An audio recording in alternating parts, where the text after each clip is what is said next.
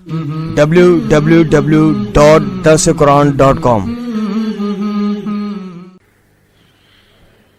الحمد لله وحده والصلاة والسلام على من لا نبي بعده أما بعد فأعوذ بالله من الشيطان الرجيم بسم الله الرحمن الرحيم اعلموا أن الله يحيي الأرض بعد موتها قد بينا لكم الآيات لعلكم تعقلون إن المصدقين والمصدقات وأقرضوا الله قرضا حسنا يضاعف لهم ولهم أجر كريم والذين آمنوا بالله ورسله أولئك هم الصديقون والشهداء عند ربهم لهم أجرهم ونورهم والذين كفروا وكذبوا بآياتنا أولئك أصحاب الجحيم صدق اللہ العظیم۔ سورہ حدید میں کل 29 آیات ہیں، ان میں سے 16 آیات کا مطالعہ ہم پچھلے درس میں کر چکے ہیں۔ آج بقیہ 13 آیات کا ترجمہ اور تفسیر آپ حضرات کے سامنے پیش کی جائے گی۔ اللہ فرماتے ہیں اعلموا ان اللہ یحیی الارض بعد موتها، جان لو بے شک اللہ زمین کو زندہ کرتا ہے اس کے مرنے کے بعد۔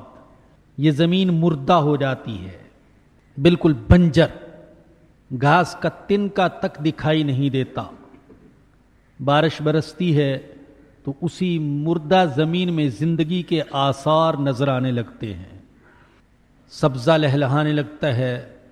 بے شمار کیڑے مکوڑے ایسے ہیں جو پہلے دکھائی نہیں دیتے تھے، ایک دم کہیں سے زندہ ہو جاتے ہیں۔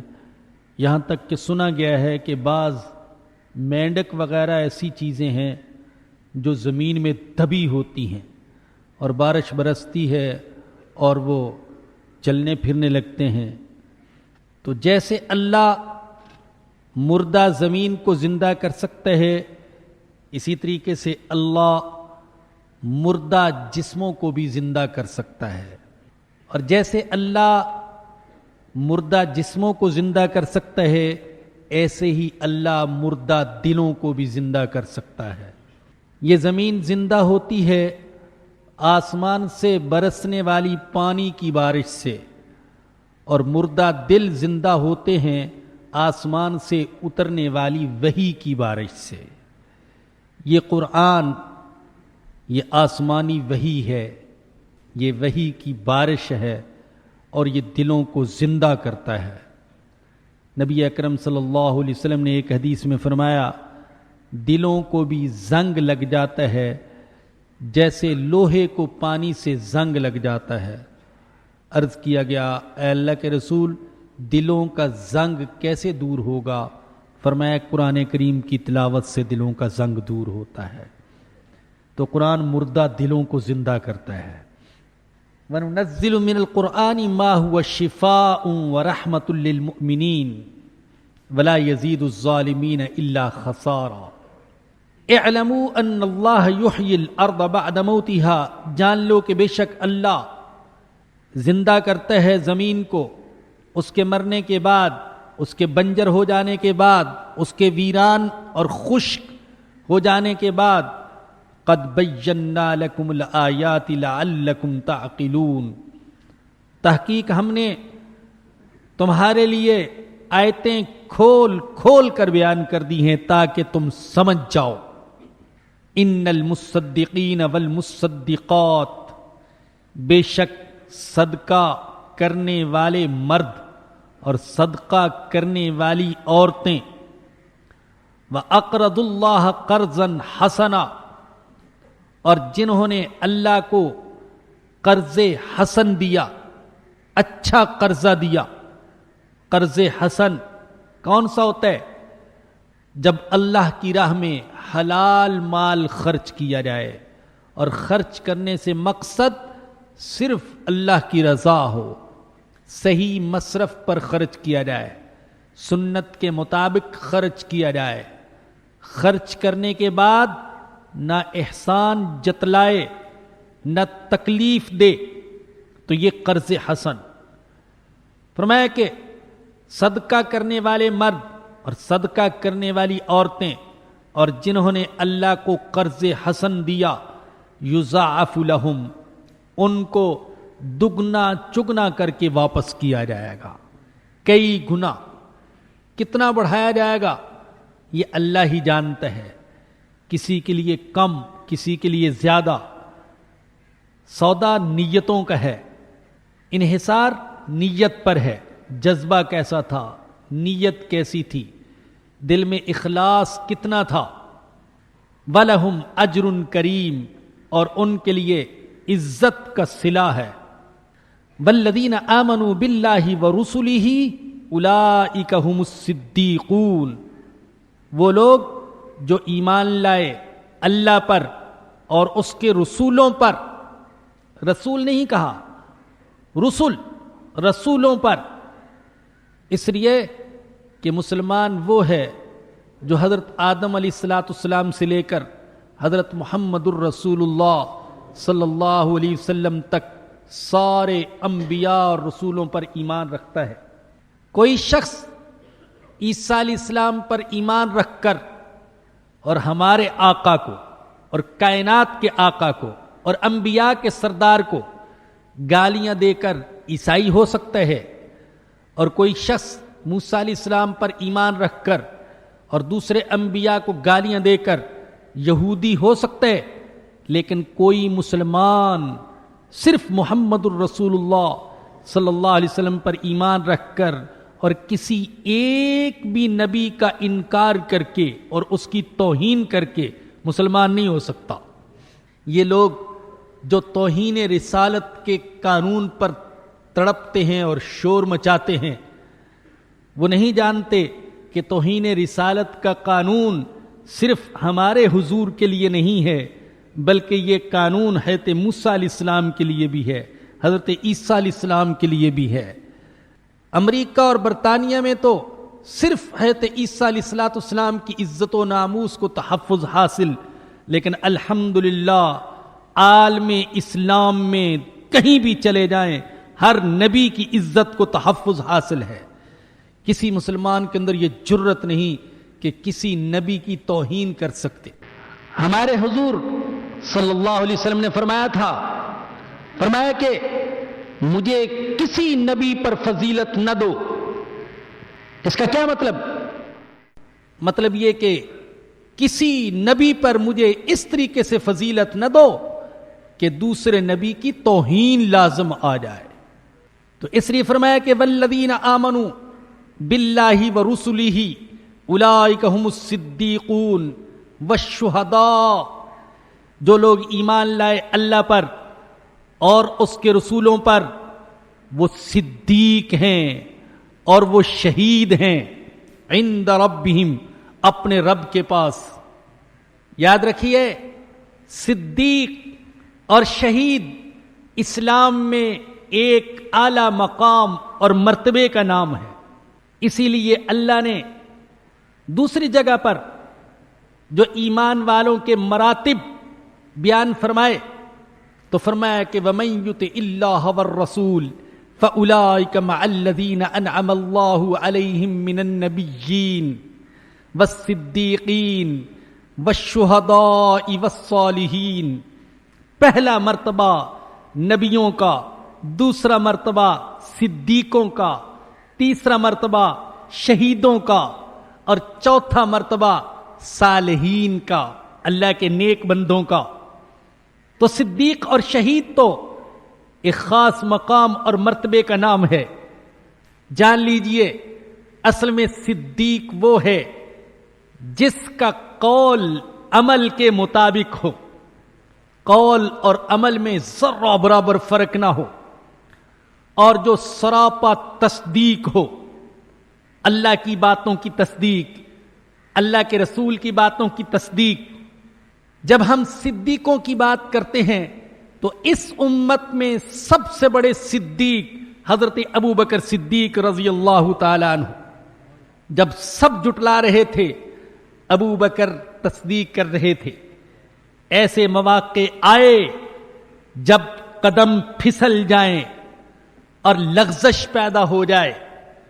بعض اوقات ہوا بھی بڑوں کے ارادوں میں ذرا سا تزلزل سا محسوس ہوا، لیکن ابو بکر صدیق ہر موقع پر تصدیق ہی کرتے رہے. بس میں تو وہی کہتا ہوں جو حضور کہتے ہیں. اس لیے بعض لوگوں نے کہا ہے کہ حضرت ابو بکر صدیق حضور کی سیرت کا آئینہ ہے. جب ہم حضرت ابو بکر صدیق کی سیرت کو دیکھتے ہیں تو حضور کی سیرت سامنے آتی ہے. اور جان لیجئے حضور کے انتقال کے بعد اس امت پر جو ابتلائیں، آزمائشیں، مصائب اور حوادث آئے، اگر ابو بکر صدیق نہ ہوتے تو ہو سکتا ہے قدم ڈگمگا جاتے. صحابہ اکرام کہتے ہیں حالت ایسی تھی، معلوم ہوتا تھا کہ ابھی کوئی لشکر ہم پر حملہ کرے گا اور مدینہ کی آبادی کو تہس نہس کر کے رکھ دے گا. کوئی مرتد ہو گیا، ایک فرد نہیں، قبیلے کا قبیلہ مرتد ہو گیا. کسی نے زکوٰۃ کے دینے سے انکار کر دیا، کسی نے کہا زکوٰۃ دیں گے لیکن بیت المال کو نہیں دیں گے. کہیں نبوت کے جھوٹے مدعی کھڑے ہو گئے. اور ادھر حضور نے اپنی زندگی کے آخری دنوں میں حضرت اسامہ کی قیادت میں لشکر تیار کیا تھا، اور حضور کی بیماری کی وجہ سے وہ لشکر رکا ہوا تھا. ابو بکر صدیق نے کہا کہ یہ لشکر روانہ ہوگا. بڑے بڑے صحابہ آڑے آ گئے، حضرت کیا کر رہے ہیں؟ حالات کو دیکھیے، رومیوں کے حملے کا خطرہ ہے، لوگ مرتد ہو رہے، جھوٹے نبی کھڑے ہو گئے اور منکرین زکوٰۃ ہیں. ان حالات میں آپ اس لشکر کو روانہ کر رہے ہیں. حضرت ابو بکر صدیق کوہ استقامت بن کر سامنے آئے. فرمایا کہ جس لشکر کو حضور نے تیار کیا تھا اس لشکر کو میں نہیں روکوں گا. تو سب سے بڑے صدیق حضرت ابو بکر صدیق. والشہداء، اور شہید کس کو کہتے ہیں؟ جو اللہ کی راہ میں جان دے کر یہ شہادت دیتے ہیں کہ اللہ کا دین برحق ہے، اسی لیے تو میں اللہ کے دین پر اپنی جان قربان کر رہا ہوں. شہید اس کو کہتے ہیں جو دین کی سچائی کی گواہی دیتا ہے. شہید اس کو کہتے ہیں جس کے لیے فرشتے جنت کی شہادت دیتے ہیں. لیکن ایک معنی کے اعتبار سے ہر مومن صدیق بھی ہے اور شہید بھی ہے. اللہ اکبر. ہمارے جیسے گناہگار بھی کسی نہ کسی مرتبے میں صدیق اور شہید ہیں.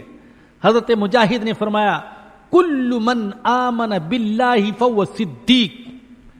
جو اللہ پر ایمان لے آیا اور اللہ کے رسولوں پر ایمان لے آیا وہ صدیق ہے. تو کسی نہ کسی درجے میں یہ مقام اور یہ سعادت ہمیں بھی حاصل. تو فرمایا کہ والصدیقون والشہداء عند ربہم، اپنے رب کے پاس. اور جان لیجئے اللہ نے اس امت کو شہداء کہا ہے. سورہ بقرہ 2 پارہ اور پہلا رکوع فرمایا کہ وَكَذَلِكَ جَعَلْنَاكُمْ أُمَّةً وَسَطًا لِتَكُونُوا شُهَدَاءَ عَلَى النَّاسِ وَيَكُونَ الرَّسُولُ عَلَيْكُمْ شَهِيدًا. میں نے تمہیں امت وسط بنایا تاکہ تم لوگوں پر شہداء بنو اور رسول تم پر شہید ہو. دنیا میں شہادت علی الناس یہ ہے کہ یہ مسلمان ساری دنیا تک اللہ کا پیغام پہنچائیں، اللہ کے رسول کا پیغام پہنچائیں، دنیا کو دین کی دعوت دے اور تبلیغ کریں. تب یہ شہادت علی الناس کے فریضے سے سبکدوش ہو سکیں گے. تو اس معنی کے اعتبار سے ساری امت شہید. صدیقون والشہداء عند ربہم، اور اپنے رب کے پاس شہداء. لہم اجرہم ونورہم، ان کے لیے ان کا اجر، ونورہم اور ان کا نور، دنیا میں بھی نور اور آخرت میں بھی نور. اللہ کی قسم جب ایمان کی حقیقت نصیب ہوتی ہے تو دل میں ایک نور سا محسوس ہوتا ہے. کفر ظلمت کا نام ہے، ایمان روشنی کا نام ہے. ایمان کی وجہ سے دل بھی روشن ہوتا ہے، گھر بھی روشن ہوتا ہے، معاشرہ بھی روشن ہوتا ہے، شہر بھی روشن ہوتے ہیں. اور آخرت جہاں تاریکیاں ہی تاریکیاں ہوں گی، وہاں یہ اندر کا ایمان باہر روشنی بن کر کھڑا ہو جائے گا. ان کے لیے ان کا اجر اور ان کا نور. والذین کفروا وکذبوا بآیاتنا، اور وہ لوگ جنہوں نے کفر کیا اور ہماری آیتوں کو جھٹلایا، اولئک اصحاب الجحیم، یہی لوگ ہیں دوزخ والے. اعلموا انما الحیات الدنیا، جان لو بے شک دنیا کی زندگی لعب، لہو و لعب ہے، لعب و لہو و زینت، زیب و زینت ہے، وتفاخر بینکم، اور مال و اولاد کے معاملے میں تفاخر و تکاثر ہے. وتفاخر بینکم وتکاثر فی الاموال والاولاد. یہاں دنیا کی زندگی کی حقیقت کو اللہ نے بیان کیا. بچپن سے لے کر بڑھاپے تک انسان جن مراحل سے گزرتا ہے، 5 مراحل اللہ نے بیان فرمائے. پہلا مرحلہ لعب. لعب کیا ہوتا ہے؟ بے فائدہ حرکتیں جو چھوٹے بچے کرتے، جن کا کوئی فائدہ ہی نہیں. اس کو توڑنے میں بھی مزہ آتا ہے اور جوڑنے میں بھی مزہ آتا ہے.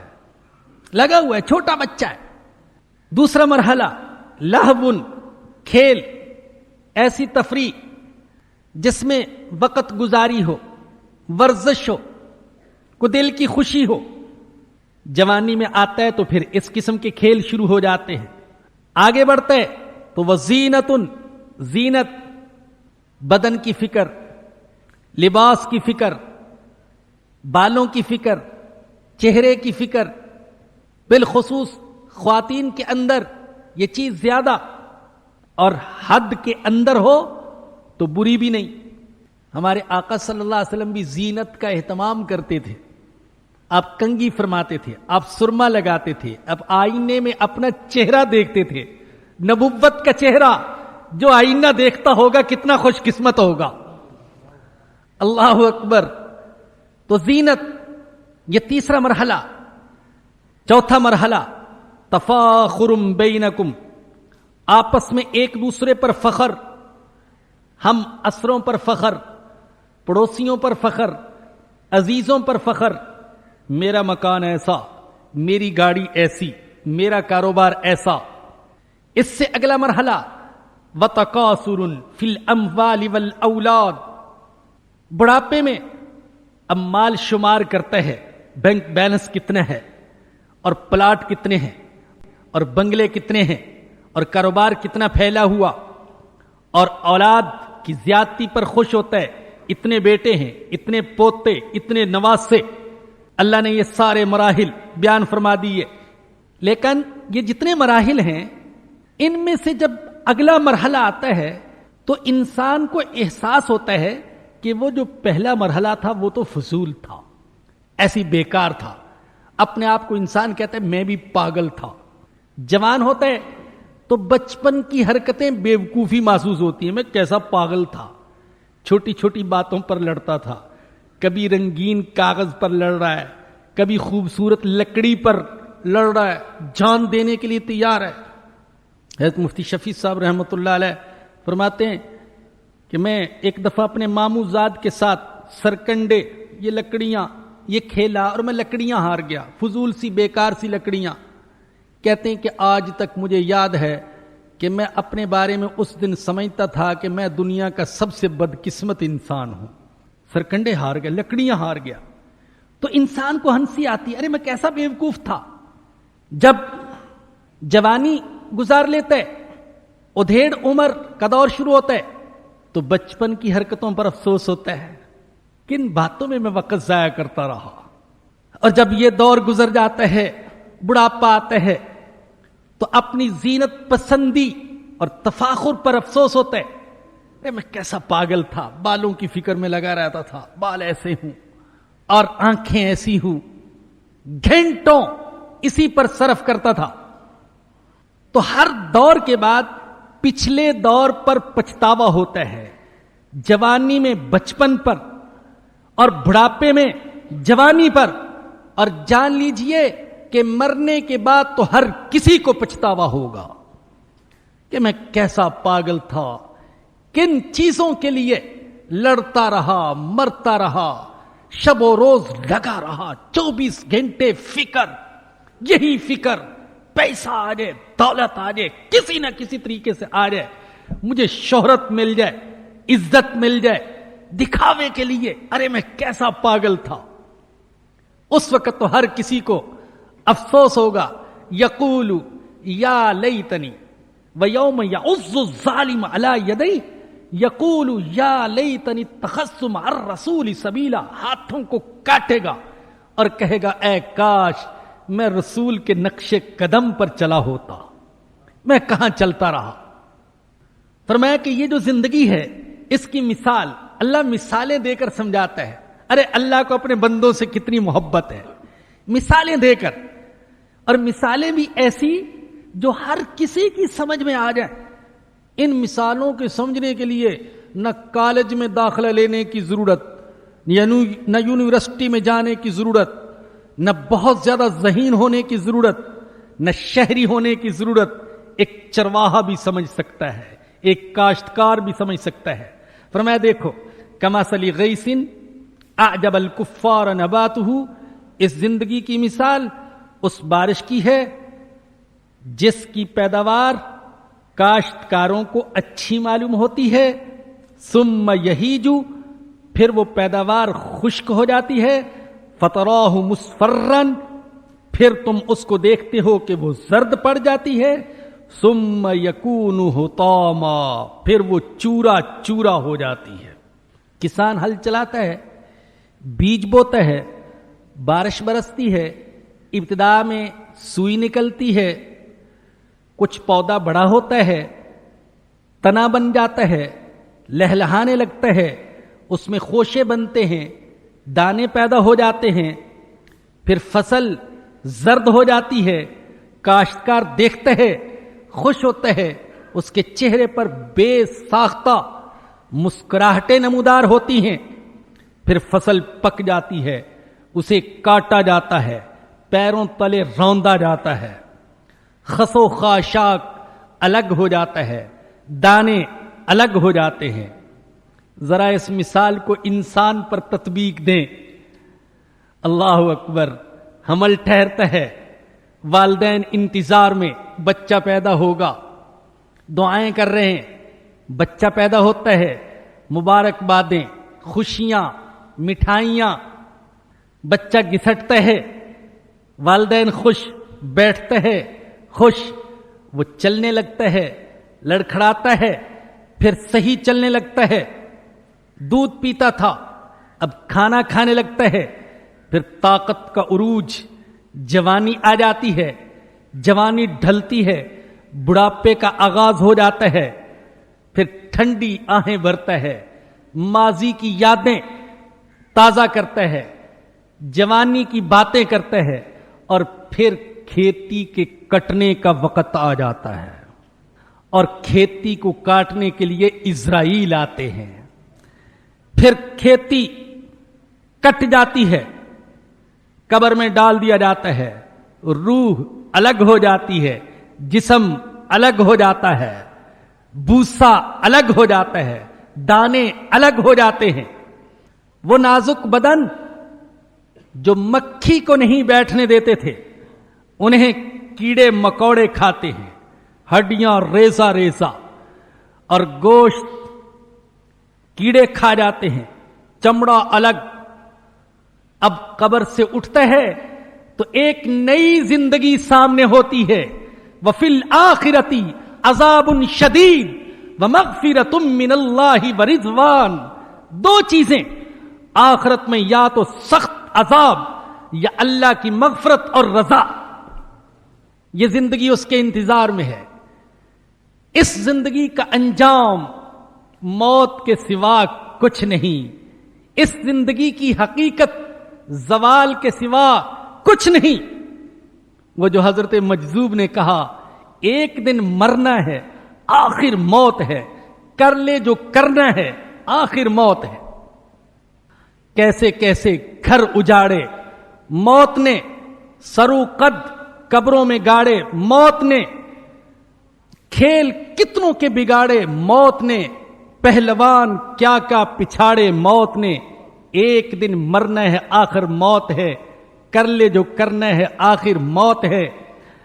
تجھ کو غافل فکر عقبا کچھ نہیں، کھانا دھوکا عیش دنیا کچھ نہیں، زندگی ہے چند روزہ کچھ نہیں، کچھ نہیں اس کا بھروسہ کچھ نہیں، کر لے جو کرنا ہے آخر موت ہے، ایک دن مرنا ہے آخر موت ہے، انجام موت ہے۔ ایک صاحب کے بارے میں لکھا ہے، اکلوتی بیٹی تھی، شادی کی، جہیز میں بہت کچھ دیا، نمائشی جہیز آج کے دور کی سب سے بڑی لعنت، نمائشی جہیز بہت کچھ دیا جہیز میں، لیکن اللہ کی شان رخصتی کے چند دن بعد بیٹی فوت ہو گئی۔ اس نے عجیب شعر کہا، کہنے لگا یہ آیا یاد آرام جاں اس نامرادی میں، کفن دینا تمہیں بھولے تھے ہم سامان شادی میں۔ شادی کے سامان میں سب کچھ دے دیا لیکن کفن دینا یاد نہیں رہا جو ضروری لباس تھا۔ تو فرمایا کہ انجام یہ ہے، ثم یکون حطاما، چورا چورا ہو جاتے ہیں، وفی الآخرۃ عذاب شدید، اور آخرت میں سخت عذاب اور اللہ کی مغفرت ورضوان اور رضا، وما الحیات الدنیا الا متاع الغرور، اور دنیا کی زندگی محض دھوکے کا سامان ہے۔ جس شخص کی نظر آخرت پر نہیں اور آخرت کی فکر نہیں، اس کے لیے دنیا دھوکہ ہے، فراڈ ہے، سراب ہے۔ لیکن جو آخرت پر نظر رکھتے ہیں وہ اسی دنیا میں بوتے ہیں تاکہ آخرت میں کاٹ سکیں۔ جو کانٹے بوئے گا وہ آخرت میں کانٹوں کی فصل کاٹے گا، اور جو گلو لالا بوئے گا نیکیوں کی فصل بوئے گا وہ آخرت میں پھر گلو لالا ہی اکٹھے کرے گا۔ الحمدللہ میں ان لوگوں میں سے نہیں جو مسلمانوں کو رہبانیت کی تلقین کرتے ہیں، بلکہ ان لوگوں میں سے ہوں جو یہ گزارش کرتے ہیں کہ دلوں میں ایمان کا نور سجائیے، ہاتھوں میں اسلام کا جھنڈا اٹھائیے، اور اس کے بعد پھر تجارت کے میدان میں جائیے، سائنس کے میدان میں جائیے، زراعت کے میدان میں جائیے، تعلیم کے میدان میں جائیے، اور اسلام اور مسلمانوں کی سربلندی کے جھنڈے گاڑ دیجئے۔ اس دنیا میں رہتے ہوئے ہم آخرت کی تیاری کر سکتے ہیں۔ دنیا کی اتنی بھی مذمت نہ کریں کہ ہم ان مسلمانوں کو راہب بنا دیں کہ دنیا چھوڑ دو، کچھ نہ کرو، مسجد میں آ کر بیٹھ جاؤ۔ نہیں، یہ تعلیم نہیں ہے۔ حضرت سعید بن جبیر رحمت اللہ علیہ نے فرمایا، الدنیا متاع الغرور اذا الحت کا من طلب الآخرہ، یہ دنیا دھوکے کا سامان ہے جب کہ تمہیں آخرت کی طلب سے غافل کر دے۔ فَأَمَّا إِذَا دَعَتْكَ إِلَىٰ طَلْبِ رِضْوَانِ اللَّهِ وَلِقَائِهِ فَنِعْمَ الْمَتَاعُ وَنِعْمَ الْوَسِيلَةُ، اور اگر یہ دنیا تمہیں اللہ کی رضا کی طرف اور اللہ کی ملاقات کے شوق کی طرف لے جاتی ہے تو یہ دنیا بڑی بہترین متاع ہے اور بڑا بہترین وسیلہ ہے۔ تو دنیا دھوکے کا گھر، جنت کے مقابلے میں دنیا کی ساری نعمتیں اور ہفت اقلیم کی بادشاہی کچھ بھی حیثیت نہیں رکھتی۔ صحیح حدیث ہے، حضرت ابو ہریرہ رضی اللہ عنہ سے روایت، رسول اللہ صلی اللہ علیہ وسلم نے فرمایا، موضع صوت فی الجنت خیر من الدنیا وما فیہا، دنیا میں ایک کوڑے کی جگہ، ایک ڈنڈے کی جگہ دنیا وما فیہا سے بہتر ہے۔ اور سچ فرمایا ہمارے آقا نے، اللہ ہمیں دوزخ کے عذاب سے بچا لے اور جنت میں ایک کوڑے کی جگہ مل جائے، بس جہنم سے بچ جائے، تو واللہ یہ دنیا وما فیہا سے بہتر ہے۔ اور یہ جنت بھی ہمارے سامنے ہے اور جہنم بھی ہمارے سامنے ہے، جسے چاہیں کما لیں اور اختیار کر لیں۔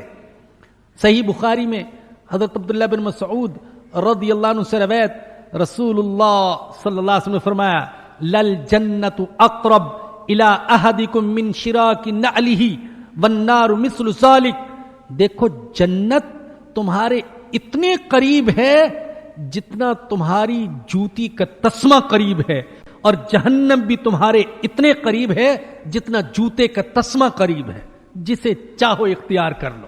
وَمَا الْحَيَاةُ الدُّنْيَا إِلَّا مَتَاعُ الْغُرُورِ سَابِقُوا إِلَى مَغْفِرَةٍ مِّن رَبِّكُمْ، ارے دوڑ لگاؤ، اللہ کہہ رہا ہے دوڑ لگاؤ اپنے رب کی مغفرت کی طرف، وَجَنَّةٍ، اور جنت کی طرف، عرضها كعرض السماء والارض، جس کی وسعت آسمانوں زمین کے برابر، اعدت للذین آمنوا باللہ ورسلہ، اسے تیار کیا گیا ہے ان لوگوں کے لیے جو ایمان لائے اللہ پر اور اس کے رسولوں پر۔ جنت کا عرض، جنت کی چوڑائی، جنت کی وسعت، اللہ کہہ رہا ہے ساتوں آسمانوں اور ساتوں زمینوں کے برابر، ان سب کی وسعت کو جمع کر لو تو جنت کا عرض بنے گا۔ عرض طول سے کم ہوتا ہے۔ ابھی تو انسان ساتوں زمینوں اور ساتوں آسمانوں کی وسعتوں تک نہیں پہنچ سکا، جنت کی وسعت تک کہاں پہنچ سکے گا؟ اعدت للذین آمنوا باللہ ورسلہ ذالک فضل اللہ یؤتیہ من یشاء، یہ اللہ کا فضل ہے، وہ جسے چاہتا ہے دیتا ہے، جس کو قابل سمجھتا ہے، جس کے اندر طلب ہوتی ہے۔ واللہ ذو الفضل العظیم، اور اللہ بڑے فضل والا ہے۔ ما اصاب من مصیبت فی الارض ولا فی انفسکم الا فی کتاب من قبل ان نبرأها، کوئی بھی مصیبت جو دنیا میں آتی ہے یا تمہاری جانوں میں آتی ہے، ہم نے ان مصیبتوں کو جانوں کو پیدا کرنے سے پہلے لکھ رکھا ہے۔ ان ذالک علی اللہ یسیر، بے شک یہ اللہ پر آسان ہے۔ دنیا میں جتنے بھی حالات آنے والے ہیں اور جتنے بھی مصائب آنے والے، وہ سارے کے سارے لوح محفوظ میں لکھے جا چکے، چاہے ان کا تعلق اس زمین سے ہو یا انسان کی ذات اور انسان کی جان سے۔ دنیا اور زمین میں جو مصیبتیں آتی ہیں، کہیں زلزلے، کہیں سیلاب، کہیں قحط، کہیں اناج اور پھل کی کمی، اور کہیں مہنگائی، اور کہیں ظالم حکمران، یہ سب کچھ بھی لکھا جا چکا۔ انسان کی جان اور ذات سے جو مصیبتیں تعلق رکھتی ہیں، یہ بیماریاں، یہ حادثے، یہ فقر و فاقہ، یہ اولاد اور عزیزوں کی جدائی، یہ ایکسیڈنٹ وغیرہ، فرماتے ہیں جو کچھ ہونے والا ہے یہ سب اللہ نے لوح محفوظ میں لکھ رکھا ہے۔ لیکن اس کا یہ مطلب نہیں کہ انسان ان مصائب سے بچنے کی کوشش نہ کرے، سیلاب سے بچنے کے لیے بند نہ باندھے، زلزلے کی آگاہی کے لیے جدید آلات نصب نہ کرے، بیماریاں ہوں تو علاج کی فکر نہ کرے، یہ مطلب نہیں ہے۔ کوشش کرے، لیکن یہ یقین بھی ہو کہ جو کچھ ہونا ہے وہ ہو کر رہے گا۔ جب اللہ چاہے گا تو ہمارے وسائل، ہمارے اسباب، ہماری تدبیریں دھری کی دھری رہ جائیں گی۔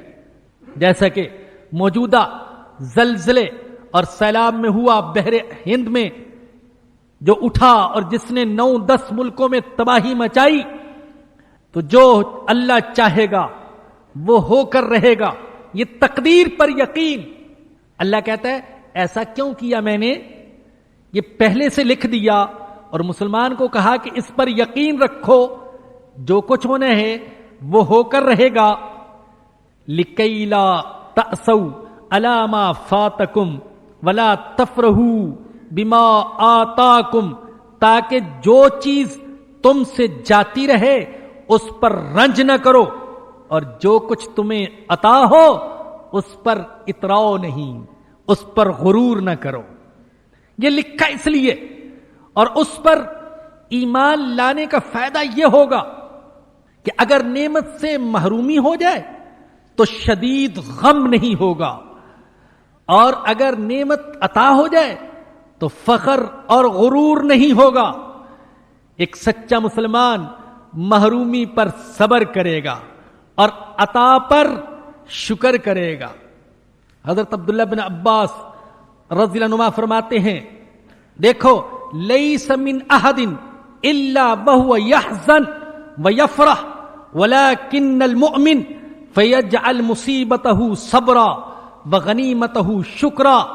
فرمایا کہ دنیا میں کوئی انسان ایسا نہیں جو کبھی غمگین نہ ہوتا ہو اور کبھی خوش نہ ہوتا ہو۔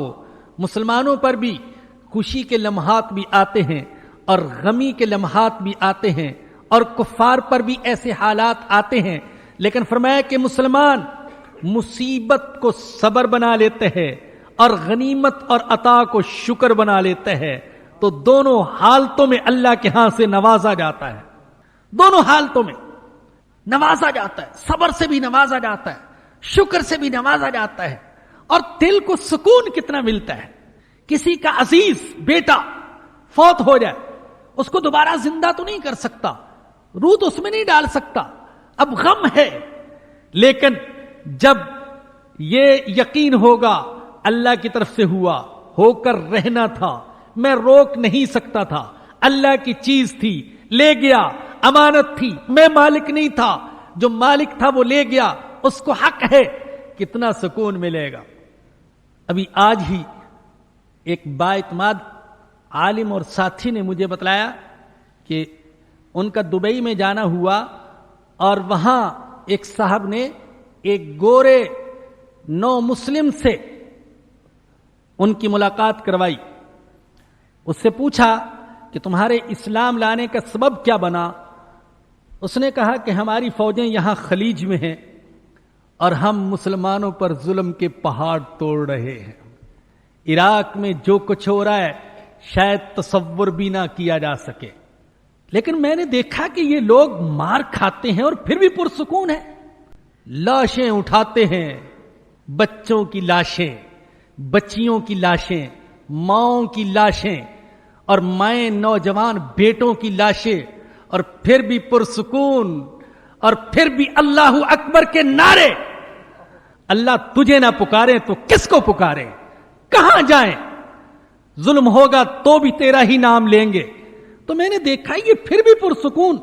میں نے تحقیق کی، پوچھا کیوں اتنے پرسکون ہوتے ہیں یہ ان حالات کے باوجود؟ جو مجھے بتایا گیا ان کو پرسکون رکھنے والی چیز اللہ پر ایمان ہے اور تقدیر پر ایمان ہے۔ میں نے ایمان قبول کر لیا، اور اب تک میری دعوت سے 900 مزید امریکی مسلمان ہو چکے ہیں۔ یہ عقیدہ مسلمان کو سکون دیتے ہیں، اعتماد دیتے ہیں، قوت و طاقت دیتے ہیں۔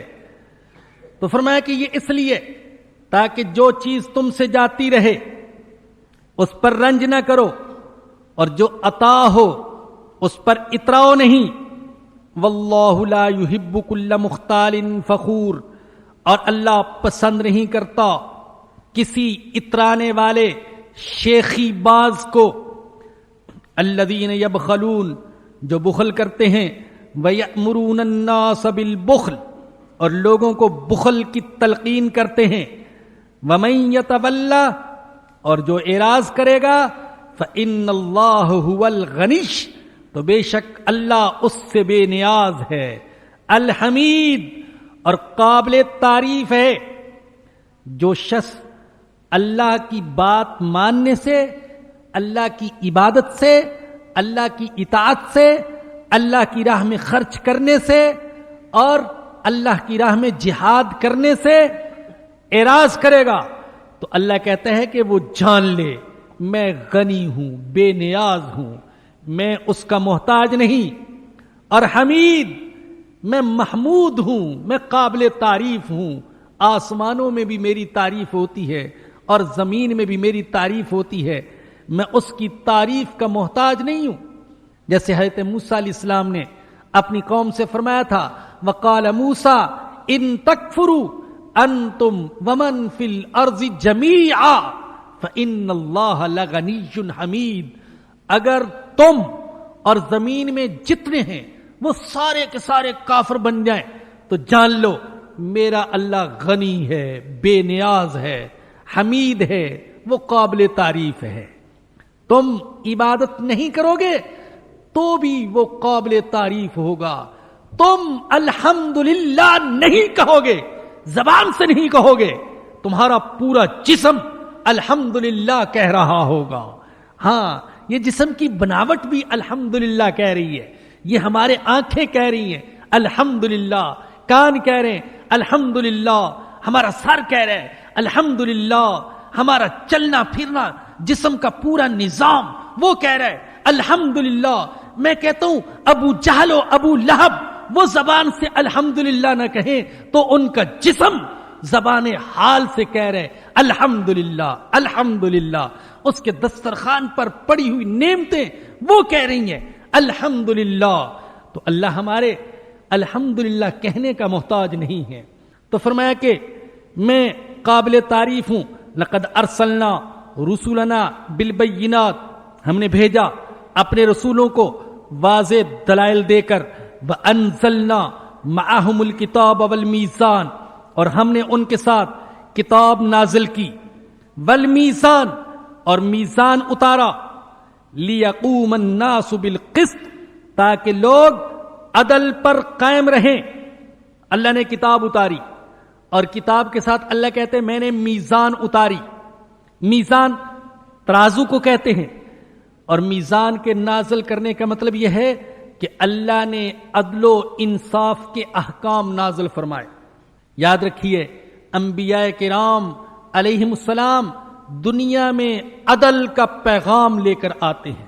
ہر نبی ظلم اور ظالم کے خلاف ہوتا ہے. اور یاد رکھیں وہ لوگ جو ظلم کرتے ہیں یا ظالموں کا ساتھ دیتے ہیں کہ ان کا انبیاء سے کوئی تعلق نہیں ہے. انبیاء عدل قائم کرنے کے لیے آتے ہیں. یہ ارض و سما عدل سے قائم ہیں. اللہ فرماتے ہم نے ایک طرف تو کتاب نازل کی، میزان نازل کی، عدل کے احکام نازل کیے. وَأَنزَلْنَا الْحَدِيدَ، اور ہم نے لوہا پیدا کیا، لوہا بھی نازل کیا. فِيهِ بَأْسٌ شدید، جس میں شدید ہیبت ہے. وَمَنَافِعُ لِلنَّاسِ، اور لوگوں کے لیے دوسرے فائدے بھی ہیں. اللہ نے عدل کے احکام بھی نازل فرمائے اور ساتھ لوہا پیدا فرمایا تاکہ جو لوگ محبت اور پیار کی بات نہ سمجھیں تو پھر ہتھیار کی زبان سے ان کو سمجھایا جا سکے. ہاں ایسا ہوا، یہ ہماری تاریخ کا حصہ ہے. ہم جہاد سے انکار نہیں کر سکتے، ہم تلوار سے انکار نہیں کر سکتے، ہم لوہے کی ہیبت سے انکار نہیں کر سکتے. ہمارے نبی کا تو نام ہی نبی السیف ہے، تلوار والا نبی، کہ جو باتوں سے نہ سمجھے ان کو لاتوں سے سمجھایا جائے، لوہے سے ان کا دماغ ٹھیک کیا جائے. تو اللہ کہتا ہے لوہے میں ہیبت بھی اور اس کے علاوہ اور فائدے بھی. سوئی سے لے کر ہوائی جہاز تک ساری چیزیں لوہے سے بن رہی. ہر جگہ لوہا، عمارت میں لوہا، مشینوں میں لوہا، فیکٹریوں میں لوہا، اسلحے میں لوہا، گاڑیوں میں لوہا. اور لوہے کی افادیت اور اہمیت کو بتایا قرآن نے. لیکن فائدہ اٹھایا اغیار نے، کفار نے. مسلمان نے فائدہ نہیں اٹھایا جتنا فائدہ اٹھانا چاہیے تھا. ان کے ہاتھ میں دے دیا. مشینیں وہ بنائیں، ہتھیار وہ بنائیں، اور جو ناکارہ چیزیں ہو جائیں وہ مسلمانوں کو بیچ دیں. عیاشی کا سامان ہے اللہ، گندی سے گندی فلمیں اور عیاشی کا سامان جب یورپ میں تیار ہوتے ہیں سب سے پہلے مسلمانوں کو ملتا ہے، لیکن اسلحہ جب تیار ہوتے ہیں تو سب سے آخر میں اور گھٹیا اور خراب شدہ اسلحہ وہ مسلمانوں کو ملتا ہے. مسلمان کی حماقت، مسلمان کی بے وقوفی، جہالت، قرآن سے دوری. وَمَنَافِعُ لِلنَّاسِ وَلِيَعْلَمَ اللَّهُ مَن يَنصُرُهُ وَرُسُلَهُ بِالْغَيْبِ، اور تاکہ اللہ جان لے کون مدد کرتا ہے اس کی اور اس کے رسولوں کی بن دیکھے. بن دیکھے لوہے کا استعمال کرتا ہے اللہ کی رضا کے لیے، جان دیتا ہے اللہ کی رضا کے لیے، جہاد کرتا ہے اللہ کی رضا کے لیے. ان اللہ قوی عزیز، بے شک اللہ قوی اور زبردست ہے. وَلَقَدْ أَرْسَلْنَا نُوحًا وَإِبْرَاهِيمَ، اور ہم نے بھیجا نوح کو اور ابراہیم کو علیہم السلام. وَجَعَلْنَا فِي ذُرِّيَّتِهِمَا النُّبُوَّةَ، اور ہم نے ان کی اولاد میں نبوت رکھ دی. والکتاب، اور کتاب عطا کر دی. فَمِنْهُمْ مُهْتَدٍ، ان لوگوں میں بعض تو ہدایت یافتہ ہوئے. وَكَثِيرٌ مِّنْهُمْ فَاسِقُونَ، اور ان میں سے اکثر نافرمان تھے. ثُمَّ قَفَّيْنَا عَلَىٰ آثَارِهِمْ، پھر ان کے بعد اور رسولوں کو یکے بعد دیگرے بھیجتے رہے. عَلَىٰ آثَارِهِمْ بِرُسُلِنَا وَقَفَّيْنَا بِعِيسَى ابْنِ مریم، اور ان کے بعد عیسیٰ ابن مریم کو بھیجا. وَآتَيْنَاهُ الْإِنْجِيلَ، اور ہم نے اس کو انجیل عطا کی. وَجَعَلْنَا فِي قُلُوبِ الَّذِينَ اتَّبَعُوهُ رَأْفَةً وَرَحْمَةً، اور جن لوگوں نے ان کی اتباع کی ہم نے ان کے دلوں میں شفقت اور رحمت رکھ دی. وَرَهْبَانِيَّةً ابْتَدَعُوهَا، اور انہوں نے رہبانیت کو خود ایجاد کر لیا. ما كتبناها علیہم، ہم نے ان پر رہبانیت واجب نہیں کی تھی. الا ابتغاء رضوان اللہ، لیکن انہوں نے اللہ کی رضا کے لیے اسے اختیار کر لیا تھا. فما رعوها حق رعایتها، مگر انہوں نے اس کی پوری رعایت نہ کی. عیسائیوں نے رہبانیت اختیار کر لی. رہبانیت کیا چیز ہے؟ عام طور پر رہبانیت کا معنی کیا جاتا ہے ترک دنیا، دنیا کو چھوڑ دینا. اصل میں راہب اور رہبان کا معنی ہے اللہ سے ڈرنے والا. جب بنو اسرائیل فسق و فجور میں مبتلا ہو گئے تو بعض علماء اور صلحاء نے روک ٹوک کی. وڈیروں نے، بادشاہوں نے اور بڑوں نے انہیں تہہ تیغ کر دیا، قتل کر دیا.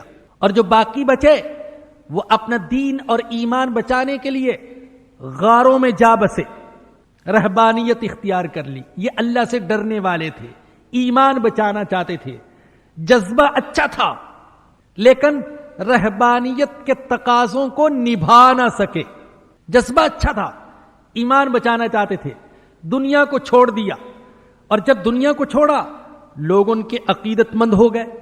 لوگوں نے ہدیے پیش کرنے شروع کیے، نذرانے پیش کرنے شروع کیے. وہ دنیا کو چھوڑ کر گئے تھے اور دنیا ہی جمع کرنے لگ گئے، دنیا کی محبت میں ڈوب گئے. اللہ اکبر! کیسے فراڈیے لوگ ہیں جو ترک دنیا کو حصول دنیا کا ذریعہ بنا لیتے ہیں. ترک دنیا کو حصول دنیا کا ذریعہ. لوگ سمجھے یہ تارک الدنیا ہے، اس کو دنیا سے کوئی تعلق نہیں، اور وہ حقیقت میں طالب الدنیا ہے، عاشق الدنیا ہے. تو رہبانیت کے تقاضوں کو نبھا نہ سکے. بعض ان میں سے بدکاریوں میں مبتلا ہو گئے. آپ نے پڑھا ہوگا کچھ عرصہ قبل اخبارات میں یورپ کے راہبوں اور راہبات کی عیاشی، فحاشی، بدکاری اور زناکاری کے واقعات شائع ہوئے. بظاہر وہ تارک الدنیا ہے، ہم شادی نہیں کرتے، اللہ اکبر، وہ جو کہتے ہیں گڑ کھائیں گلگلوں سے پرہیز، شادی نہیں کرتے، بدکاری کرتے ہیں، زنا کرتے ہیں۔ ارے اللہ نے حلال طریقہ رکھا اور تم حرام میں پڑتے ہو۔